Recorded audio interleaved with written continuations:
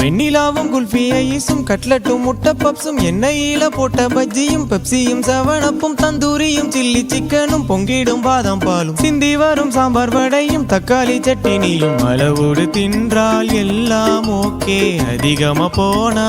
இடுவடிக்கே களியினில் போலியினில் அடையினில் வடையினில் அதிரசம் முறுக்கினில் அடங்கிடும் அகிலமடா